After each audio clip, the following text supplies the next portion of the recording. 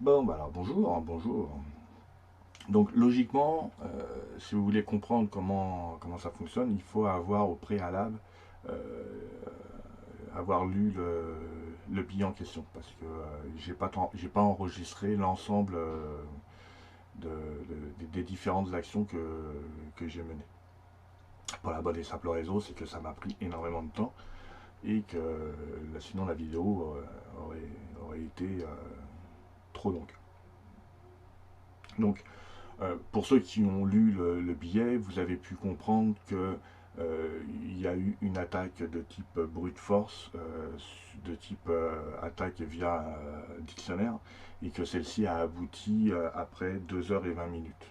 D'accord. Et c'est tout à fait normal que ça prenne un temps comme 2 h 20 minutes, parce que ben, ça reste une attaque de type dictionnaire et que c'est très très lent à fait, ce genre d'attaque. C'est très peu discret et très lent. Mais obligatoirement, je suis passé par ce genre d'attaque-là parce que j'ai pas pu exploiter des failles potentielles sur le système que je visais. Pour la bonne et simple raison que le système en question, bah, il est patché, il est à jour, et que ne connaissant pas des failles 0 day, ben, je ne peux exploiter que des failles connues. Toujours est-il que la façon dont le lab est monté, c'est très simple. On a, comme à chaque fois, une machine de type Kali Linux, sur laquelle il y a l'ensemble des outils nécessaires. Et on a une deuxième machine qui est une machine de type Windows.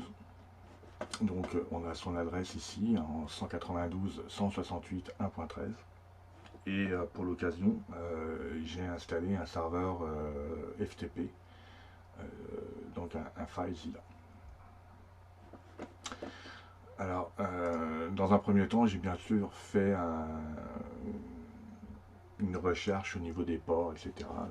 La chose habituelle quand on fait, quand on met en place ce type d'attaque.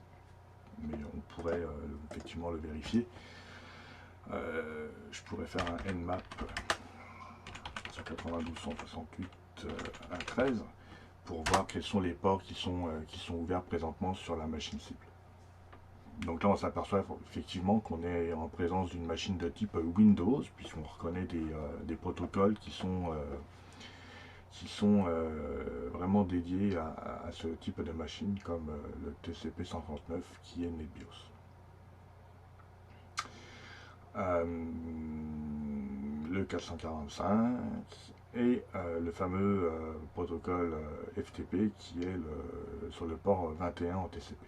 Donc à partir de là, euh, je peux, comme expliqué dans mon billet, faire une attaque ciblée, c'est-à-dire que je connais la personne, je sais comment elle s'appelle, et j'ai fait beaucoup de recherches à son sujet, et j'ai plein d'informations euh, qui vont pouvoir me permettre de, de passer à la création d'un dictionnaire avec toutes ces informations-là. Donc une façon de maximiser mon taux de réussite. D'accord. Sachant que j'ai pas pu exploiter sa machine via Hermitage et les différentes failles nécessaires connues en fait. Hermitage étant là. Bon, je sais pas, il s'ouvre plus. Mais c'est pas grave. Donc, l'idée c'est de vous faire voir comment fonctionne Cup. Donc Cup, c'est du Python, c'est simplement du scripting en Python. Ah, il est en train de m'ouvrir Cup, mais c'est pas ce que je lui demande. Donc, en War Cup. Ouais, voilà. Bon. Donc on va y ouvrir Cup. On fait un Cup moins I. En fait, si on fait un moins H, on va avoir l'aide. Et là, ça va vous expliquer comment il fonctionne en fait. Ok. Comme toute commande en CLI, les lignes de commande intégrées, vous avez toujours de l'aide. Et donc, c'est très bien comme méthode, j'adore ça.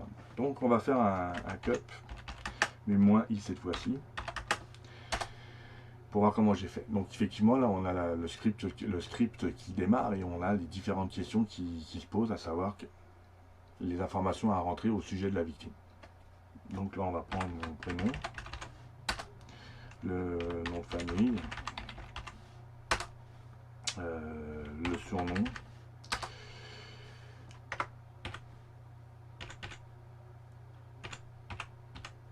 donc les informations que je rentre sont des informations qui ne sont pas des vraies informations. On s'entend que je ne vais pas vous donner mes informations personnelles dans cette vidéo là. Donc je suis pas né le 3/11/1966.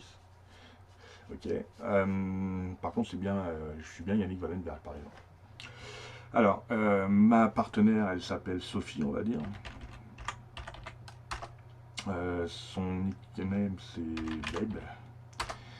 Elle est née le 1er janvier 1969, par exemple. On a un enfant, ouais, il s'appelle Mouloud. Ok. On a un gars, il s'appelle Mouloud. Son nickname, c'est Loulou. Il est né le 1er, non pas le 1er, il est né le 25 décembre 1995 par exemple. On a bien un animal de compagnie, donc l'animal on l'appelle Bobette. La compagnie, bah, on va dire que je travaille pour Apple. Est-ce que je peux ajouter des mots-clés concernant la victime? On va dire non, mais je pourrais. Par exemple, si je sais que la victime, elle aime le camping, qu'elle aime Star Wars, ou je ne sais quoi, on pourrait rajouter des mots-clés. Des caractères spéciaux, je ne vais pas en mettre. Des numéros, ça, je vais en mettre. Ça, je vais mettre oui. Puis, si vous voulez avoir de l'information sur ça, ben, votre Google est votre ami. Ok, LIT 1337, faites une recherche, puis comme ça vous saurez à quoi ça sert. Donc là, effectivement, on s'aperçoit que bah, il a créé un dictionnaire avec quand même beaucoup de mots, et que celui-ci va être utilisé pour lancer l'attaque avec Hydra. Donc par défaut, ce Yannick.txt, il va se retrouver dans le répertoire de Cup, et moi, par défaut, je l'ai déplacé. J'ai été mettre ce Yannick là au niveau de mon desktop que j'ai renommé MDP pour mot de passe, et j'en ai créé un autre qui est user.txt dans lequel j'ai été mettre différents users comme root, comme admin, administrateur, administrator, Yannick, etc. Pourquoi? Parce que je voulais vous faire voir qu'il était possible de faire une recherche au niveau du username et du mot de passe de façon dynamique. Alors ensuite, quand ça c'est fait, bah, il faut simplement lancer une attaque. Donc on va effacer un peu notre l'espace. Puis là on va aller configurer Hydra. Donc là on va aller faire un sudo Hydra. On va faire la fonction -t. Alors -t c'est quoi? C'est Hydra a la possibilité, quand il lance une attaque, de lancer des attaques simultanées. Ok, donc si j'ai dit, je sais qu'il est capable de supporter jusqu'à 64 attaques simultanées en une seule fois. Ok, donc 64 connexions, 64 tentatives de mot de passe, de façon à maximiser, puis à rendre ça un peu plus rapide. Donc on va mettre 64. Ensuite, on va aller chercher les usernames. Donc c'est là on a le fameux -l pour le username. On pourrait coder ça statique. Donc on pourrait dire que le username c'est Yannick ou admin, ou le username que vous connaissez, que vous avez peut-être vu au-dessus de l'épaule de quelqu'un, etc. Ou une adresse de courriel par exemple, parce qu'il est capable aussi d'aller hacker des adresses de courriel. Mais là, on veut aller chercher une liste de username, donc celle que j'ai mis là. Donc on va l'appeler user.txt.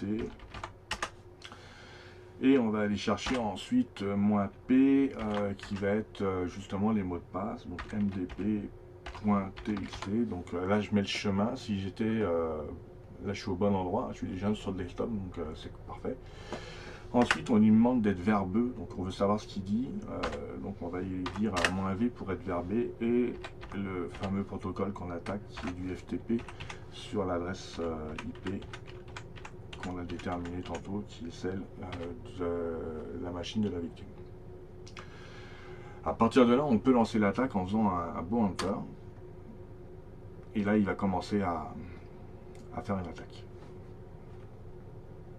Donc, pour l'instant, il est en train de réfléchir. Si on s'amuse à aller voir la machine Windows, on va savoir que là, il y a 64 attaques en une shot. Ok. Puis il va essayer...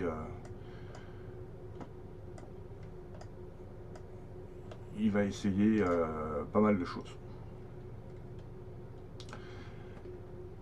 Et là, votre attaque est en cours, en fait. Ok. Puis tant qu'il n'a pas trouvé, il n'arrêtera pas. Faut qu'il passe à travers l'ensemble de tous les mots de passe qu'on a générés, et à travers l'ensemble de tous les usernames qu'on lui a indiqués dans le fichier texte. Donc ça a pris cet après-midi. En fait, j'ai laissé rouler ça à peu près entre midi et 14h20. Donc ça a pris 2h20 pour qu'il puisse me trouver mon user et mon mot de passe. Donc c'est ça. Donc voilà, on va arrêter ça parce qu'on ne veut pas.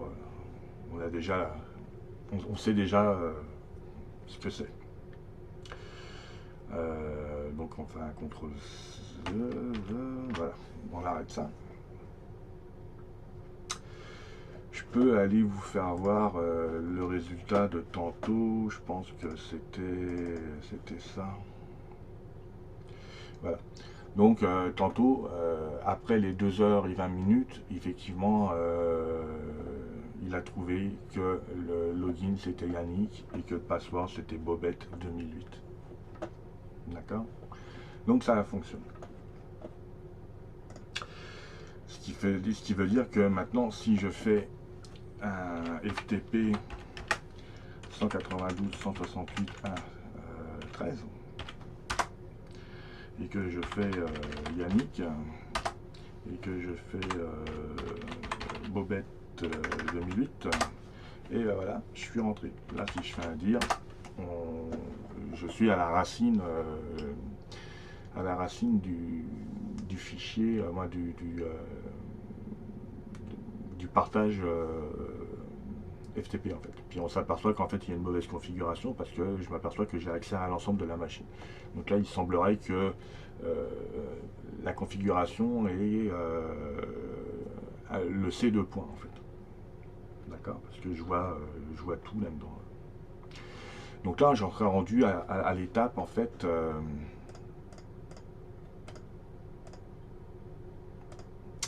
J'en serais rendu à l'étape où je fais de la persistance.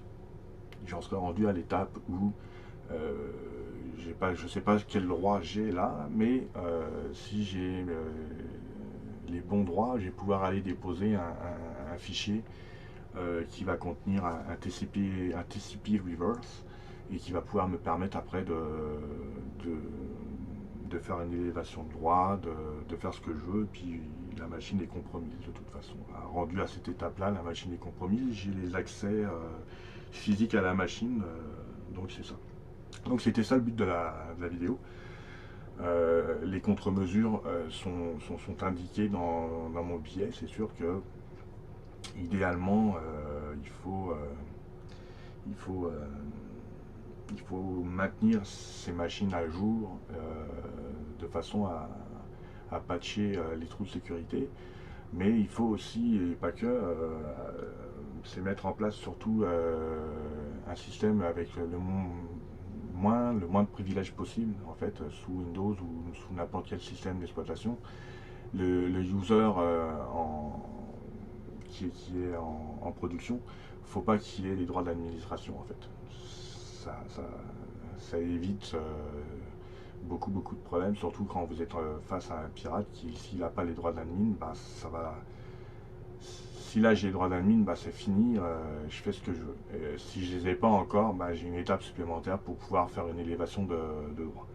en sachant que une attaque de type brute force, c'est plutôt bruyant sur un réseau d'entreprise. Normalement, si votre réseau d'entreprise il est monté correctement, puis que vous avez des outils et des sondes au bon endroit, normalement, vous devriez avoir eu des alertes.